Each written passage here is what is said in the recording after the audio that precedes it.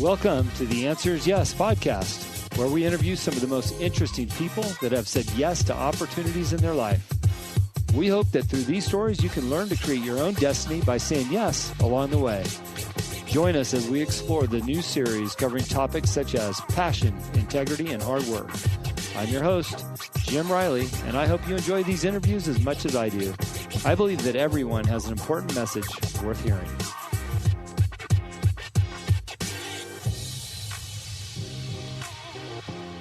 Hello and welcome to this week's episode of the Answer is Yes podcast. Today I'm interviewing Ryan Fischer, who's made a name for himself in the fitness industry the past 15 years.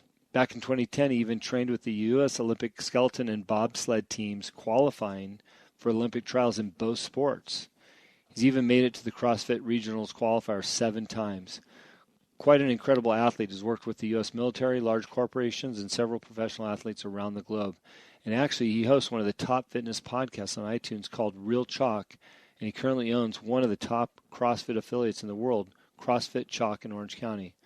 Really enjoyed our conversation today with Ryan because not only did his passion bleed through and his integrity for what he does, but most importantly, the hard work and dedication he's given to his craft and the value that he's bringing others through his not only challenges, but his support mechanisms he's created on his website, programming, and things that we can follow along at home to help be healthier, stronger at our house, and or utilize his gym. So I think it's great that Ryan pushed through the clutter, pulled himself off the streets, living in his car for a couple weeks, into a very successful 7-figure career.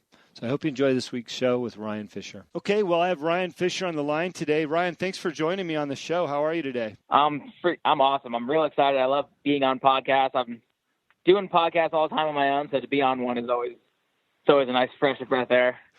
Well, it's certainly nice to be on the other side getting a question instead of trying to be smart and try to think of great questions for your guests. So I understand. Yeah, I'm excited for sure. Well, I've had the fortunate pleasure of being introduced to you by David Meltzer, obviously another great podcaster and influencer. And, he told me very little about you, but then you sent me over an email about your background. And I just can't believe your story after listening to your podcast this morning, the one that you talked about your entire life story. And, where you been from an Olympic athlete to a CrossFitter for 10 years, a helicopter pilot. I mean, the list goes on. And, if you don't mind, can we just kind of go back to the start of when things started evolving for you, maybe when you started thinking about what you were going to do in your life? Yeah, well, after college, the whole reason I went to college was because I wanted to get my degree so I can go in the military to fly. And while I was in college, I had actually got recruited by this Olympic team for bobsled, and I started doing that. And then I got injured the year of the Olympics, and I was on the Olympic team and everything, and I was all excited to go to the Olympics. And then when that all became something that wasn't going to happen after the injury, it was like, you can stay in this sport for another 4 years, or you could start focusing on something else, like career-wise or something like that. And I had gotten caught up in all this CrossFit stuff through a friend, and I started doing it just for fun.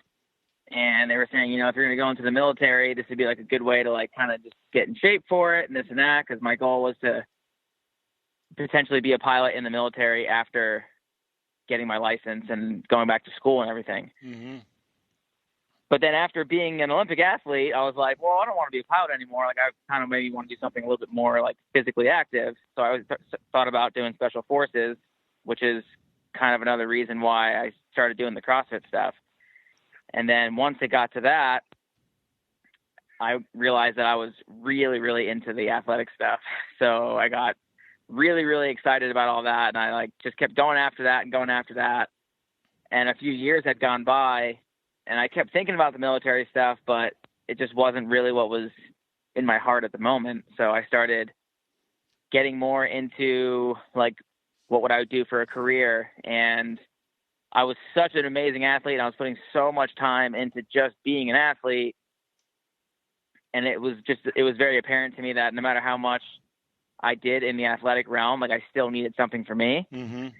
So I decided I was going to open a gym, and I thought that was going to be everything to me. And it was in the beginning. And I started to quickly realize that owning a business is hard.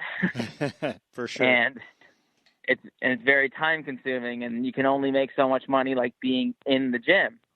And when you have to be somewhere there's only so much money you can make when you have to be there all the time. And I was constantly thinking about what could I do and make money and not have to be somewhere at a certain amount of time and not give someone or something my time. So at the time, all these CrossFit gyms were really big, and I was owning one of the most popular gyms in the world. I was one of the most successful ones in the world. And I just was like trying to put my stamp in the world a little bit more. And I thought of one day, I was like, well, why not, with social media being so big, everybody wants to know what we're doing in the gym. Like for a gym, we have like, almost 40,000 followers on social media. And like obviously I don't have 40,000 people in my gym. So this is 40,000 people that are genuinely interested in what we are doing. And I was like, you know what I'm going to do? I'm going to do everything that we do in this gym that takes me hours and hours and hours to make and put in the system for our members. I'm going to do something like that, like an online version, and I'll make it, relatively inexpensive, and a lot of people can sign up and be part of it. And all of a sudden, before I knew it, I was making almost the same amount of money in a day as I was making like in a month. Yeah, sure. And I was like, holy crap, I just came onto something here that's really amazing. And then from there, I started creating all sorts of other different things like challenges and different types of gym memberships, and everything was online, but it all kind of stemmed from the original gym itself. And it just created this giant, massive, like, whole thing that I have now. It's insane. But before all of that, there was definitely a time that, if you listen to that podcast about my whole life story, where I lost everything also. Yeah. And I had nothing. Well, I was going to say, you're giving us a nice glossy version, but there's a number of things I want to dig into that I'm aware of because I listen to your show. But I got to ask you a couple questions first before we get too far away from it. Here you are in college. You're thinking about becoming a military pilot because you were flying helicopters privately, and you get recruited for an Olympic team. I mean, how does that happen? That didn't happen to me when I was in college. So, how does one get discovered? So, I get all excited about the whole story as a whole, and I forget all these like little parts that are so exciting, actually. So the Verizon phone company, they had this huge thing going on where they were going out to every state, all 50 states, and they were going to every state a weekend or something like that for like a year, just trying to recruit athletes for the Olympic team. And it was bobsled and skeleton. And I actually started with skeleton because I wasn't big enough for bobsled at the time. Mm-hmm. And you basically did an NFL combine, but it was bobsled style. So instead of, the bench press and all these things that you see at the NFL combine, it was like a power clean, a back squat, a vertical jump, and like some sprints that were timed. And I just randomly decided to do this thing because I remember, like, as a kid, like, Cool Runnings was like one of my favorite movies of all time. Yeah, it's a good one. And I was like, oh, how cool would it be to be on the Olympic team for this? I saw the flyer and I went and checked it out, and I got second in the nation on all of the scores at the end of the year. And they're like, you got to come out to Utah and check this out and try it out and see if it's something you want to do. And I was like, oh my God, yeah, if there's any chance that I could be on the Olympic team, like, that would be amazing. So I went for it, and I moved out to Utah, and I was living in Hawaii at the time. It was a huge change, and all my friends are like, you're moving to Utah? Like, why would you go to Utah?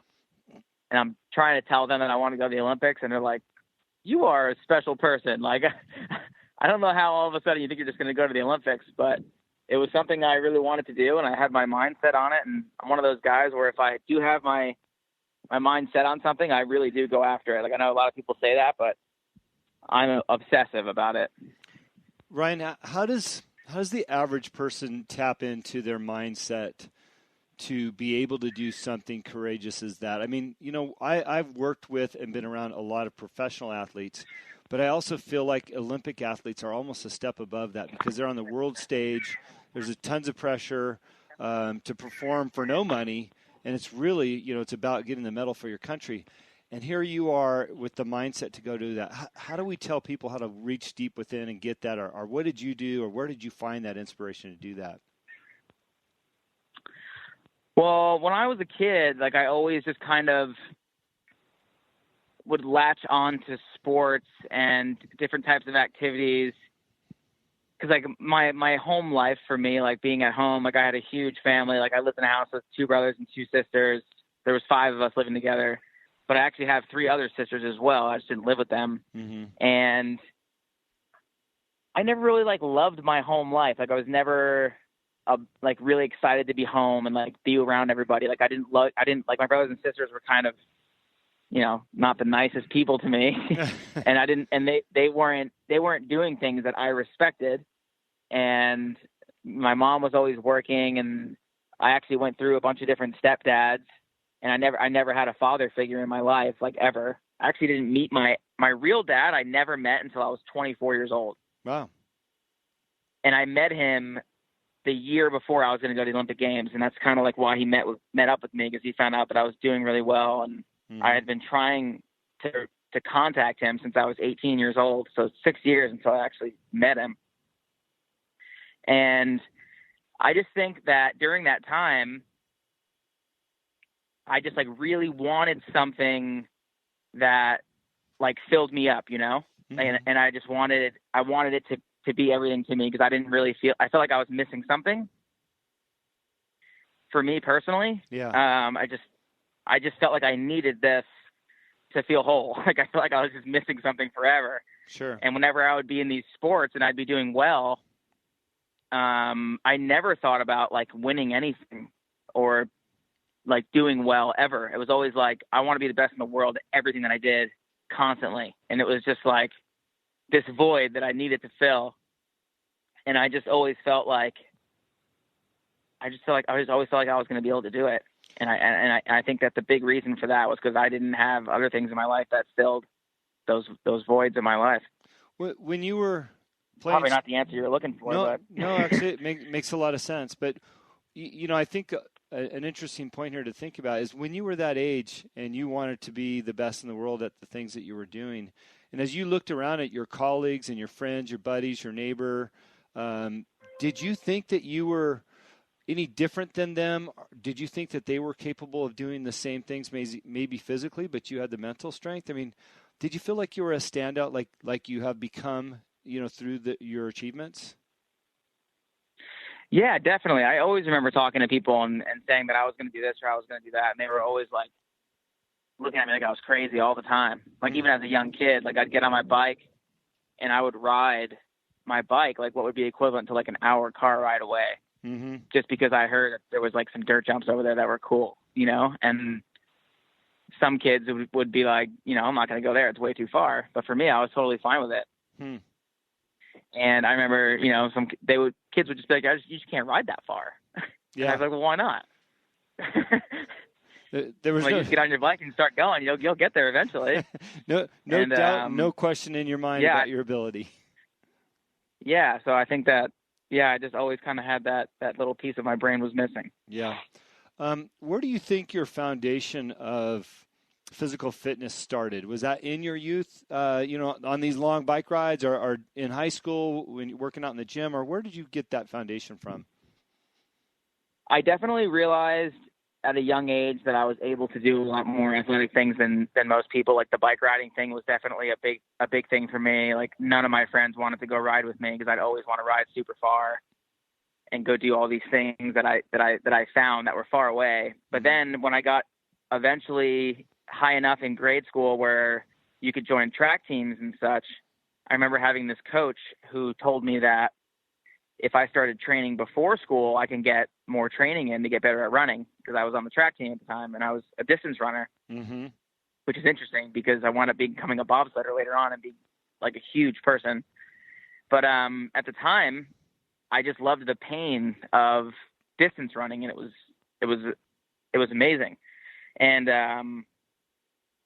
I was waking up at like 4 a.m. every day before school to go run like 7 to 10 miles or go do a track workout. And then I'd go to school, and then after school I would train with the team. And I remember at the end of my first year, I had almost every single track record in school. And then I also got the most dedicated runner award from my coach. And he was just always telling everybody how